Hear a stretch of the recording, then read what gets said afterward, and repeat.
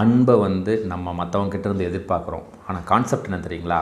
அன்பை கொடுத்தா மட்டும்தான் அன்பு நம்மளை நோக்கி வரும். அதே போல் ஒரு சந்தோஷம், ஒரு மகிழ்ச்சி, ஒரு ஆனந்தத்தை நீங்கள் கொடுத்தா தான் நம்மளை நோக்கி வரும். உடனே நீங்கள் கேட்கலாம், என்ன சார் அப்போ பணம் வேணும்னா, பணம் ஒரு 5 லட்ச ரூபா வேணும்னா நான் 5 லட்ச ரூபா கொடுக்கணுமா அப்படின்னு கேட்காதீங்க. அப்படி கிடையாதுங்க. ₹1 கொடுங்க, உங்களுக்கு 5 லட்சம் என்ன, 50 லட்சம் என்ன, பல கோடிகள் வரும். இதுதான் உண்மை. ஏன் கொடுக்கணும்?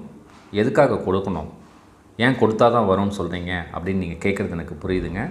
எப்போவுமேங்க நமக்கு தேவைப்படும் நேரத்தில், தேவைப்படும் நபருக்கு, தேவைப்படும் இடத்தில் நமக்கு என்ன தெரியுமோ, நம்மளோட அறிவாக இருக்கலாம், அன்பாக இருக்கலாம், ஒரு பொருளாக இருக்கலாம், ஒரு நல் வார்த்தைகளாக இருக்கலாம், ஒரு நல்ல பாராட்டாக இருக்கலாம், நீங்கள் கொடுத்து பாருங்கள்.